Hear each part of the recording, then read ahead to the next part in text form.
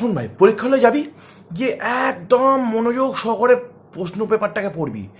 উত্তর লেখার দরকার নেই, প্রশ্ন পেপারটাকে পারলে 3 ঘন্টা ধরে পড়বি, পারলে আগের দিন থেকে পড়তে থাকবি, প্রশ্ন পেপার সবসময় পড়বি। আর তারপর যে কোশ্চেনগুলো পারবি না সেগুলোকে লেখার চেষ্টা করো, শুধু কোশ্চেন লিখবি, উত্তর লেখার দরকার নেই।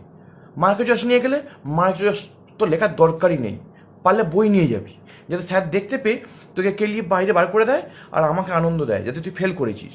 আর সেটা যদি না পারিস, শোন, তুই এক কাজ করবি, যেগুলো পারবি সেগুলো সবার লাস্টে লেখার চেষ্টা করবি। সবসময় নিয়ম, জানা কোশ্চেন লাস্টে লেখার, ফার্স্টে লেখার একদম চেষ্টা করবি না। আর সব থেকে ভালো হয়, সবাই কী করে, মনোযোগ দেয়, তুই মনোযোগ দিবি কিন্তু খাতায় নয়, বাইরে কোথায় কে যাচ্ছে, বাইরে আঁকাতে কি উঠছে সেগুলোর দিকে মনোযোগ দে। কোশ্চেন পেপারের দিকে মনোযোগ দেওয়ার কোনো দরকার নেই।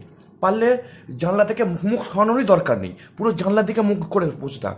আর সব থেকে ভালো হয় যদি পরীক্ষা দিতে নাই যাস, পরীক্ষা না দিলে সব থেকে ভালো লাগবে আমার, কারণ আমি এ থেকে সব থেকে বেশি আনন্দ পাবো। তুই ফেল করলে আমার আনন্দ, পরীক্ষা দেওয়ারই দরকার নেই।